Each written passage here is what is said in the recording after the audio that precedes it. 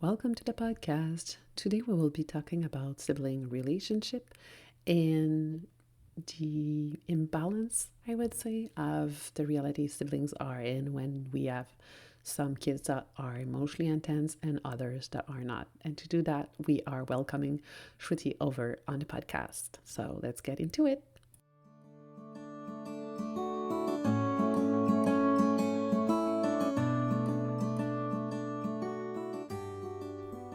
Welcome to Parenting the Intensity, where we'll talk all about how we can drop the general parenting advice that doesn't work with our emotionally intense kids anyway, and let go of the unrealistic expectations society puts on us as parents.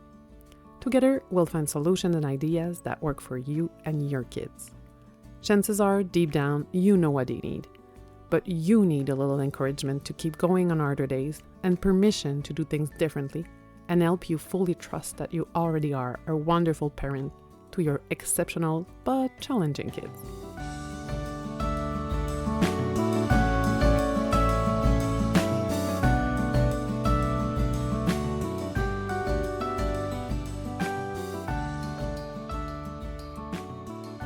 Are you tired of feeling overwhelmed and uncertain when it comes to parenting your emotionally intense child? Do you often find yourself plagued with guilt, fearing that you're not doing enough to help them navigate their intense emotion? You are not alone. Many parents face these challenges and struggle to find the right path forward. But take a deep breath, there's hope. That's why I created the Parenting the Intensity community. Imagine having a clear roadmap tailored specifically to your child's unique needs and your family's reality. Picture feeling empowered and confident in your parenting, knowing that you are providing the support and understanding your child needs. It may seem like an unattainable dream right now, but I'm here to tell you that it is within reach. Come join us for our monthly group support to connect with other parents and get supported with your challenge right now. You also get one-on-one chat and audio office hours for the things that you're really not ready to share in the group, and workshop tools, courses to help you in the process of finding that balance of parenting in a way that works for you, your child, and your family.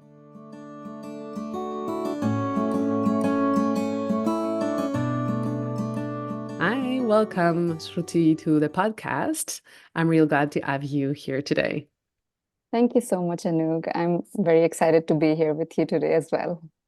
So, can you start by introducing yourself and telling us a bit about why you do what you do? Okay, so my name is Shruti, and I'm a parenting coach, and I'm based in the Netherlands. I was born and raised in India, and I'm actually an international lawyer, but I switched careers around 4 years ago to become a coach. That's Um, a hell of a change. Yes, because I felt like during COVID, when I was with my daughter, I, as a lawyer, I love research, right? So I went through a lot of parenting books so that I'm able to kind of support her. It was a huge change for her. She suddenly wasn't going to preschool. So it was very different for her. And we were also kind of moving home. We were moving from a joint family setup to our own home. So she had some feelings around that. So I wanted to support her and I wanted to do it from a place of awareness. So I kind of delved deep and I did this whole research on, and then I came across attachment parenting and I was like, okay, wow, this is life-changing work. And that's what called me into this journey. And then I had my son uh, in 2021 and I noticed a complete shift in my daughter's behaviors and I was at a complete loss of how I can support her because it was really hard for her. So she absolutely loved him and adored him.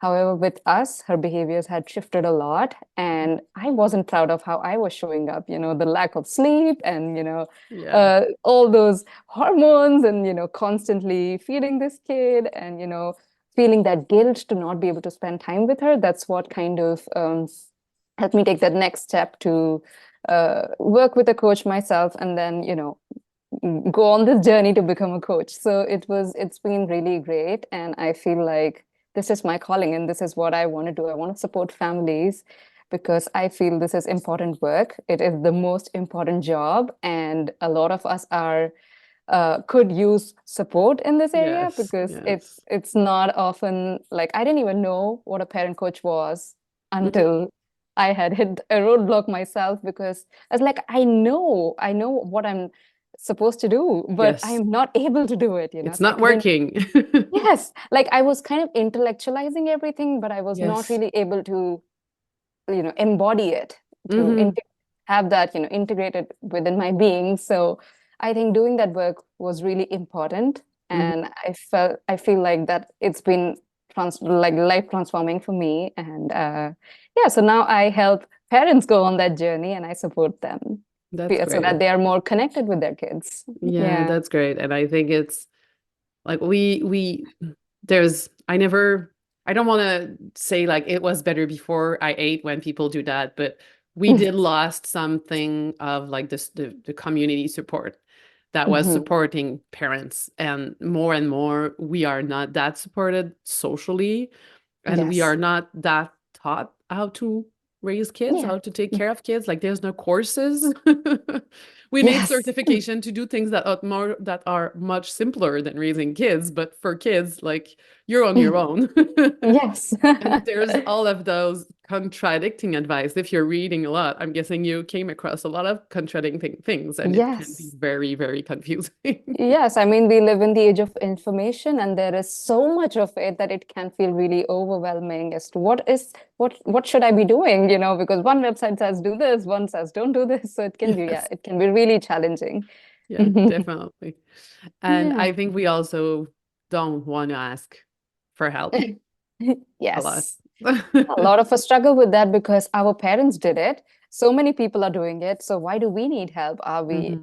really sucking that much that we have to ask for support? So it's Yeah. honestly often seen as like things aren't that bad that I need to work with a coach. So often Yeah. we, yeah, go into that trap.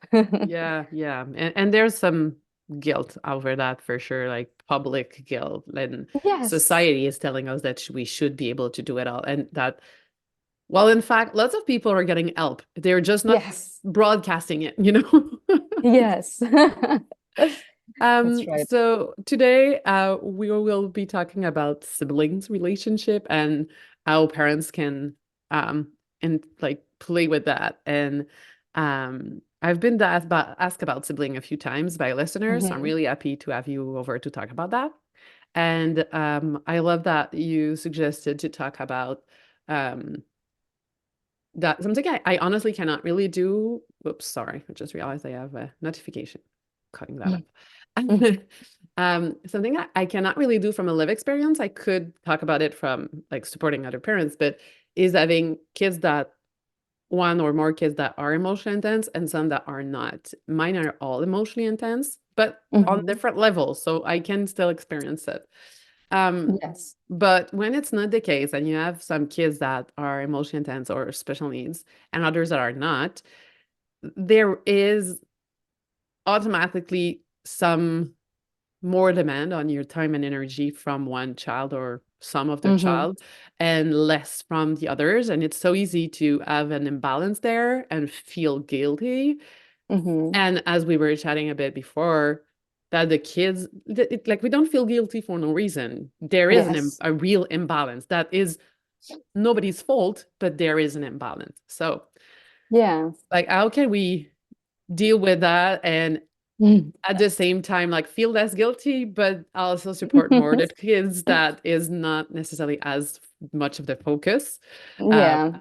and I think it's kind of a taboo subject.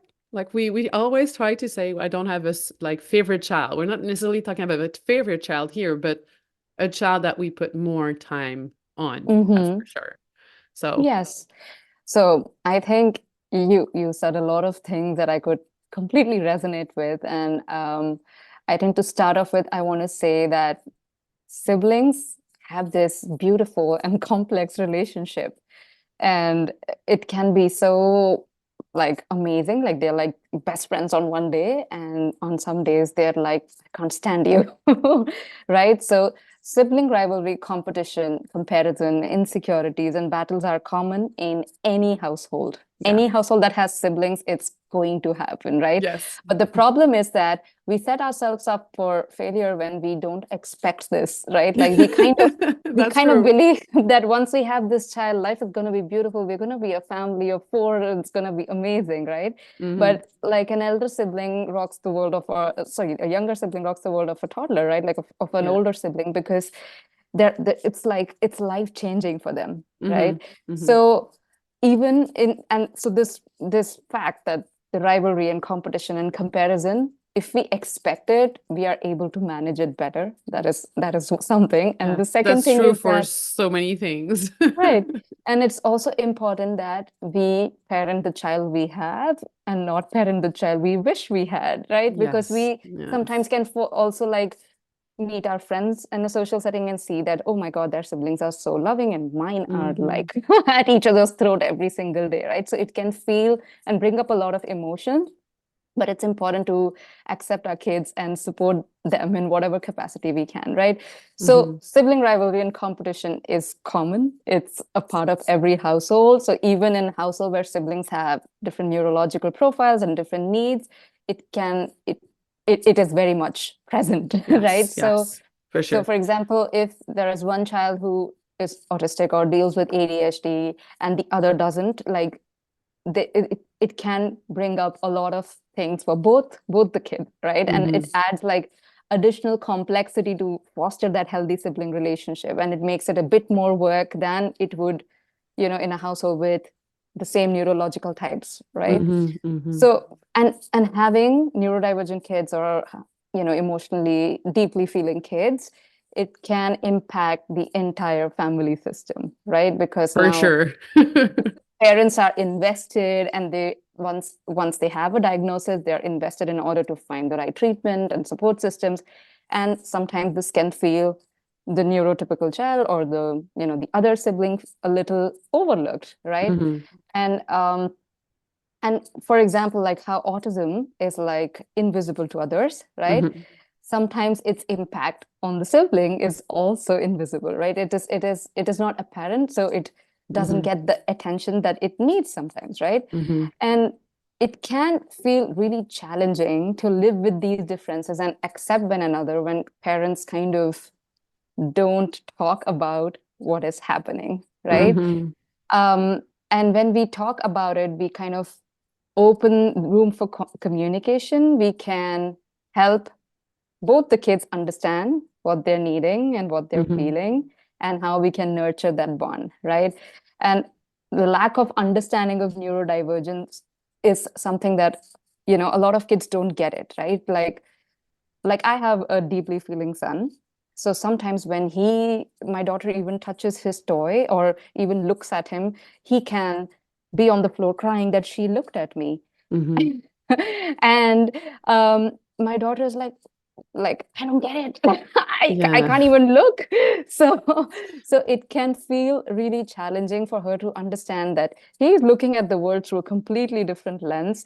He's Hmm. just come back from school, so my daughter wants to give him all the love. She wants to hug him and kiss him, and but he is not ready for it, right? Hmm. So how can I talk to her about it in a way where she understands what he's needing, and she also is getting to meet her need? So Hmm. I am validating, I am accepting her emotions. I know you're full of love for your brother. You missed seeing him, and after a long day, you just want to give him a big hug. And it feels really sad that you're not able to. He's getting visibly upset.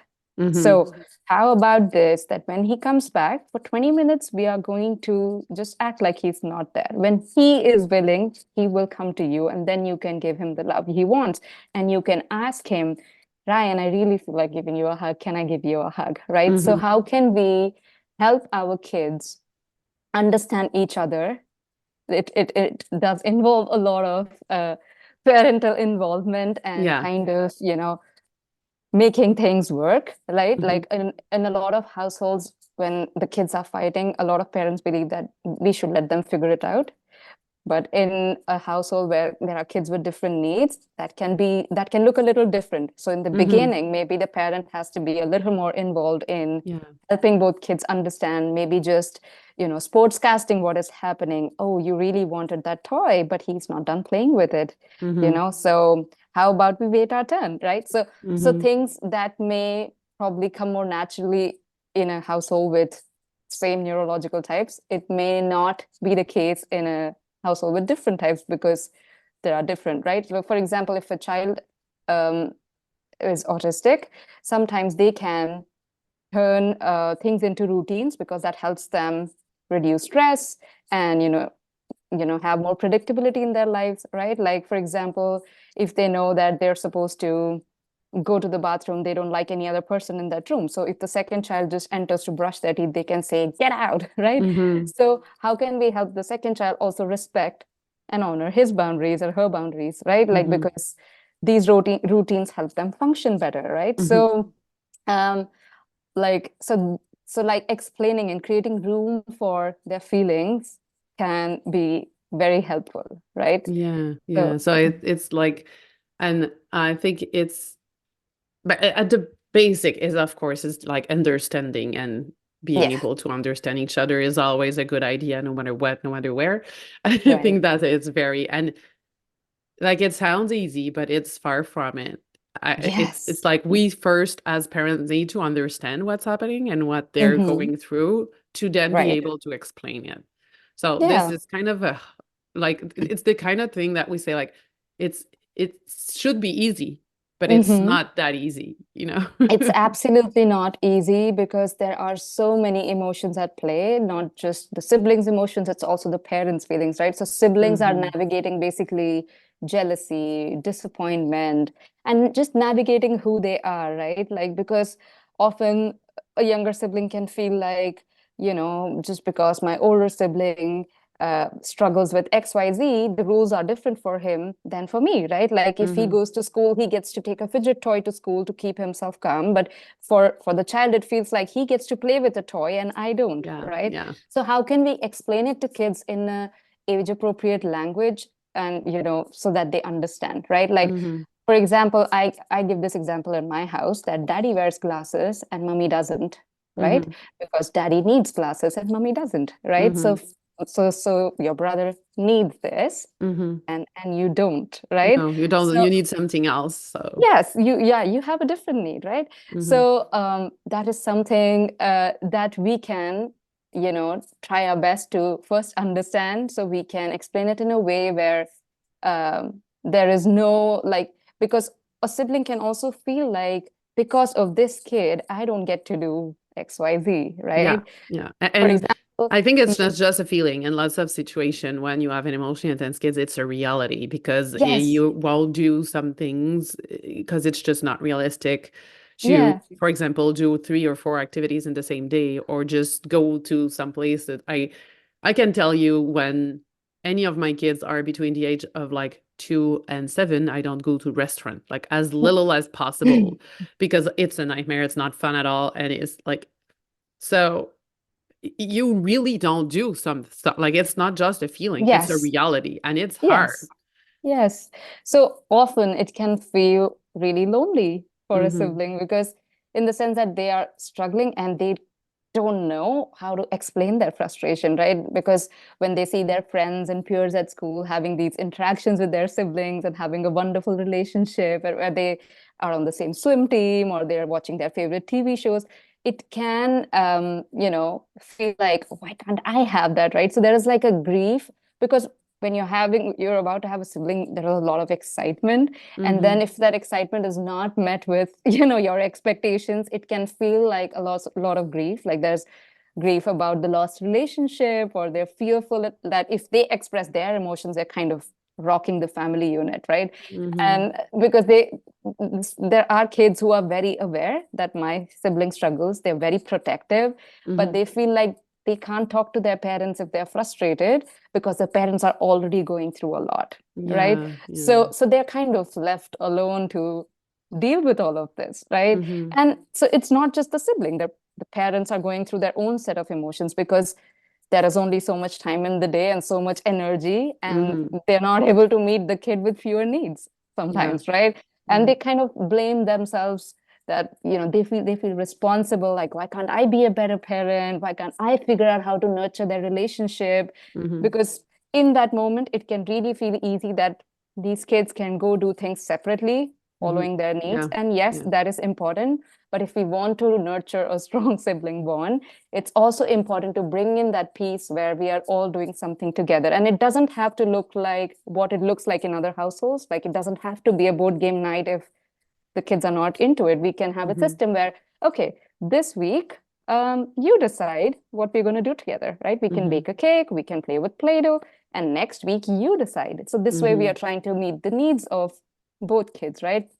So the parents, yes, they can go through like a whole range of emotions and like feeling like they're not doing enough or they're not doing right by this child or that child, right? So they're not able to invest themselves or engage or get to know that child because they are so consumed by what needs more attention, right? Yeah.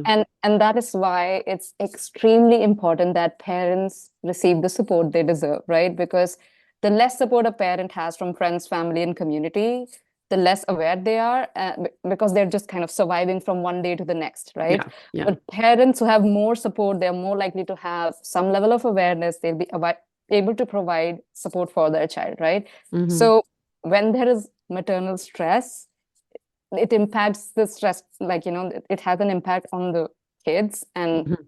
yeah, so the parental unit needs to kind of be attended to decrease that stress, right? Yeah. And that can look different for different households, right? Like, maybe a parent can facilitate another nurturing relationship for one of the kids, right? Mhm. Like, it doesn't necessarily have to be you.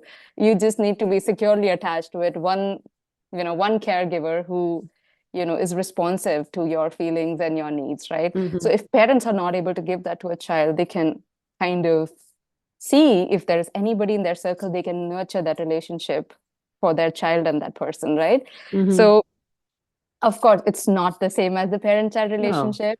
Yeah. And like, parents feel a lot of guilt about this kind of, stuff because they are overwhelmed and they're dealing with what they're dealing with. And guilt is just terrible, right? Yeah. So, Yeah. And I yeah. think that So, that's an important point that we don't have to do it all.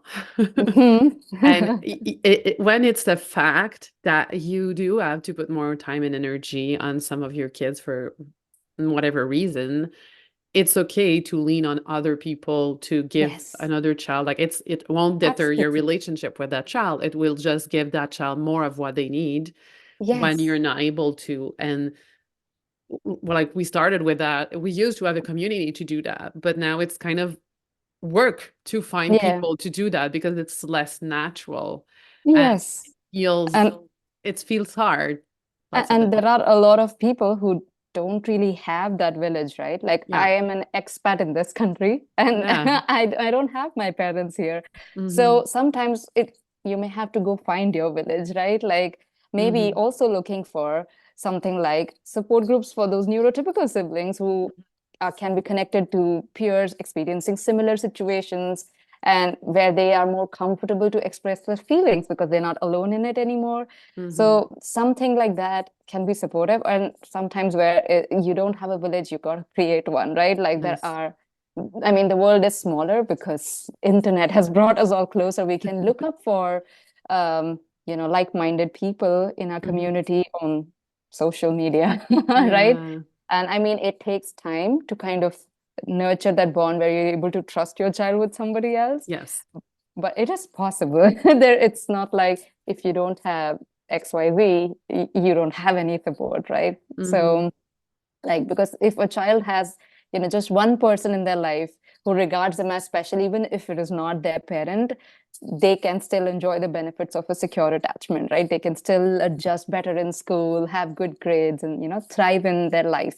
They just need to be attached with that one person, right? Mm-hmm. And if we are not able to give that to that child, instead of feeling guilty, we can kind of remind ourselves that I am doing my best. I am Mm-hmm. providing for both their needs the best way I can. And right now, I can maybe nurture a relationship outside of this house for my child so Mm-hmm. that, there is somebody who can Mm-hmm. So provide and they have respond to his enough. needs. Yeah, they have Yes. enough. And it doesn't have to replace the parent relationship, but it can complement it too. Because it like Yeah. the kids can be attached to more than one person too. So it's like Yeah.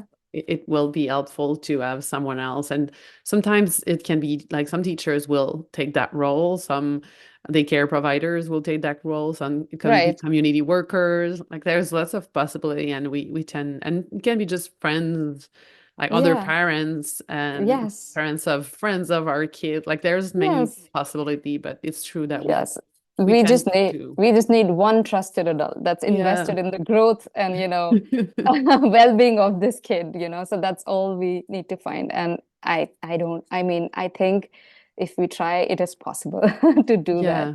Yeah. And because it's not just like helpful for the child, but it's also because the first few years of our lives, they are the formative years, and we're not just learning your letters, shapes, and numbers, but we're also learning how to engage in this world, right, socially and emotionally. And some of the experiences you're kind of deprived of if your parents want to protect the interest of the other child. Hmm. So this will give them the opportunity to kind of work on those skills, and it gets built into their lives as a result of another relationship, right? So Hmm. where it comes from is not important. It's important. Yeah. Yeah, it comes from Yeah. somewhere, and that is what is Yeah. important, right? And I would say if it's in a family with other kids, it's probably even better because it gives them being able to experience other close peer relationship that are not in Hmm. school, because in school, like teachers do their best, but there's too many kids to be able to really support Yes. a relationship between people. Like the kids will have the relationship they have with like how it develop itself. It's really hard for a teacher to really foster relationships because there's so many kids. So I think Yeah. that's also a great, it kind of allow a sibling like relationship with other kids if Yes. there is other kids, which is great because it allowed them for another experience than what they have at home, which is always great because it broaden the spectrum of what we Yeah. know and experience in life, which is just good for anybody. True. True. Absolutely. Yeah. So, and I think like of course, um, where it is possible to give Hmm. one-on-one attention, because all kids are wired for connection. Yeah. And even if it is not possible on a day-to-day basis, maybe a realistic goal, like, you know what, I want a day in the month where I'm Hmm. spending time with this kid whose needs are overlooked sometimes more than, Yeah. yeah. So Hmm. I want to spend time with this kid. And how can I facilitate that? Can maybe the other caregiver be present for the Hmm. neurodivergent child, so that I can show up for this kid, and then next month we switch. Hmm. The other parent can do that, and I do this. So Hmm. this can, help a child feel seen. And I think the most important thing is to help both kids understand that they are Hmm. looking at the world through a completely different lens, and answer their questions with all honesty, to the best of your ability, Hmm. with of course in an age appropriate way, and so that you're able to make yourself open for discussion, so that they don't feel like this door is closed and I can't talk about it, Yeah, right? and just having the space to say, I'm frustrated that I don't get as much attention or energy or time is Yes. huge. Just having the Yes. right to say that. And Yeah. yes, it hurts as a parent. Hmm. It definitely hurt because we don't want that. But Yes. it will most likely be the case when we have Yeah. some kids that, and even if like I can say like I have teens, and in the life of I have a younger one too, but in the life of my kids, some moments I had to give more attention and time to one child, and at other moment it was to another child because the Mm. needs, like they didn't Exactly. add the needs in the same level at the same time. And so those things will also change. And even if we have a child that is more demanding right now, sometimes the other one might be at another moment. So Right. it is kind of a balance in some ways at some point. Yes. And I think like even if we can't solve our children's feelings, I think it's very important to listen, right? Like Hmm. what you just mentioned, I had that experience very recently. So my husband was was traveling for work, and I was solo parenting, and my son had just started going to preschool. So he was having a lot of big Hmm. feelings, and Hmm. like he was on me more than usual. So I was just kind of so busy with him. And then in the evening when my daughter was brushing, she told me, I wish he didn't exist. And Yeah. of course, it's really hard to hear it as a parent because you want them to be like best friends and you want them Mhm. to not say mean things about each other.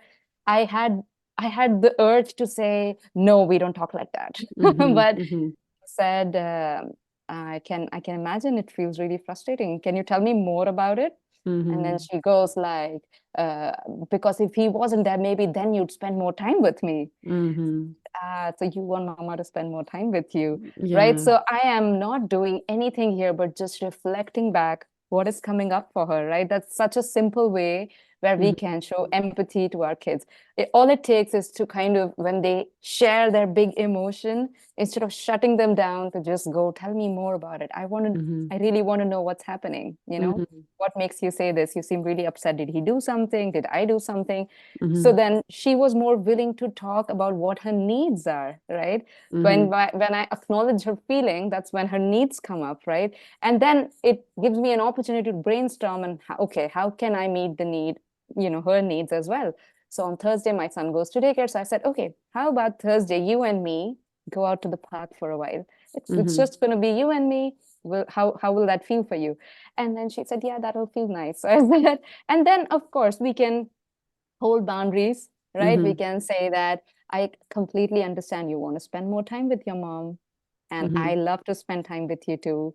And your brother is having a tough time adjusting in school, so he's needing mommy a little more these days. So I Mhm. am being 100% honest. I am not telling her to not have this feeling or not talk about it like this about her brother. Mhm. And and I am being honest about what his needs are, and I'm saying that I wish he doesn't exist is a little hurtful, because what you wish is to spend more time with me. Is that Mhm. right? So next time you want to spend more time with me, what are you going to say to me? Right. So here we are problem solving and we are Mhm. kind of opening room for dialogue. Like, okay, now you have a solution for what do we do next time when this happens, right? Mommy, I want to spend more time with you and I Yeah. will drop everything and be there for you. So Yeah. something like that can really, like, so sometimes our kids can say things like that about our sibling, and we have to Yeah. just, if Which is hard, uh-huh. which is very, very hard because it Yes. hurts so much when we're told Yeah. that. And I want to acknowledge that if we react in a not so like good way in a moment like that, because it hurts and it's hard to do, and when we're not at our best, it's very hard not to. We Yes. can always come back to like there's no like definite, it's not because we were not open Of and course. available at the in the moment that we cannot go back later on. Yes. Yes, absolutely. So on that day, it could have also played out because it was the end of the day. I was solo parenting. I was exhausted. I've carried this other kid the whole day. I could have just been like, you know what? I don't want to hear this. Just brush your teeth and go to bed. Right. Yeah, yeah. And that is also the reality. It's not like Mhm. I show up perfectly at all times, because We I all mean, do that. yes, we all mess up, and that's just because we're humans, right? So Yeah. we are going to mess up, right? Even if that was the case, the next day I'm going to go to her and say, you know what, I didn't like how I spoke to you. I was just really tired. I'm willing to talk to you now. Can you tell me more about why you said that? Right. So Mhm. our kids are so gracious, they're so open to working things through. All they need is somebody who can listen to them intently without having these stories in their head. Like when she was saying that, I did feel, what a mean kid. How can you say that about your little brother, Mhm. So we have all these stories. So it's very important that we can listen to our kids and give them that room to feel, right? Because when we close communication, those feelings just get suppressed, and then they build up, build up, build up, right? And then they Yeah. have nothing but resentment for the sibling. But when Mhm. we make space for all those negative feelings, they come out, and then there is Mhm. room for positive feelings, right? Yes, So yes, true. Yeah, it and it's true in all settings, like expressing feelings is just so important, but it's sometimes very hard to receive them and hold space for them, but it is yes, very key yes. to be able and to. And I think the key to that is our own regulation level as a parent. Because Yes, if yes. we are feeling I the always stress, talk about that. I think if we every are episode stressed, is ending there, and every guest I add on this podcast is going back to regulation and self-care for parents. yes, So regulation is really important, because if you are responding to their stress with your stress, you're just adding chaos. It's not Yes. helpful at all. And Yes. and like for that reason, like I have created a guide, Mm-hmm. and it's on my website. My website is www.empoweredconnections.nl, and there's a section called guides where I have a guide about self-regulation. And this is something that if parents have older kids, they can try it with them. Like, you know what? Mm-hmm. Sometimes I don't know what to do when I'm having these big feelings, and I'm going to try something new. So there are like 30 ideas that you can try for 30 days, because it's like self-regulation is also like an exploration process. None Yeah. of us came into parenting knowing that, like I was really at a loss of why I'm feeling so frustrated. I want to slam all the Mm-hmm. doors in my house, and I Mm-hmm. just don't know what to do with this anger, right? I don't Yeah. know what to do with my frustration and my disappointment and my powerlessness. So I think self-regulation can be such a game changer, because when we are regulated, we can give our kids what they need, which is we Yeah. can listen, we can validate them, we can empathize with them. But if we are not self-regulated, none of that is We happening. won't, no, we won't be able to hold space for their emotion at all because Yes. we don't have any So space. So yeah, yeah, I'm so gonna put the we link in the show notes mhm. so that parents can So we do get it. need like a quick calming down strategy. Like, because when I talk to parents in my work, they often tell me that when I go for a walk, I feel calm. But when Mm-hmm. your kids are fighting, you can't just say, you know what, just wait, I'm gonna go for a walk. You need something quick that will calm you down enough to respond to the situation. Not Mm-hmm. calm you down all the way, but No. still calm you down enough to respond with, without exploding. Yes. So yeah, so it's really important. And the more a parent focuses on that, the more, they can help siblings nurture that strong bond. So authenticity, lots of dialogue, and one-on-one time wherever it's possible. Yeah. I Great. think all these things can, yeah, really help parents support kids with the same or different needs. Yeah, true. That's a very good wrap up of everything we talked about. So thank you so much for sharing with us. And other than your freebie, where can people find you? There's your website. Is there any social you're hang out on? Yes, yes. So I'm on Instagram. My handle is empowered.connections. So you can find me there. Great. And So, but say that hi link. to me on the DMs. I am always happy to chat with parents. Great. I'm gonna put that too in the show notes. So thank you so much for being us with us today. Thanks a lot. Have a nice day.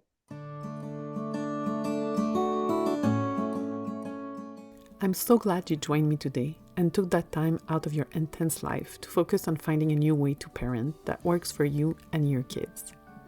To get the episodes as soon as they drop, make sure to subscribe to the podcast. And please leave a rating and review so other parents can find it too. Also, check out all the free resources on my website at familymoments.ca so you can take action on what's the most important for you right now. And take a deep breath, keep going. We're all in this together.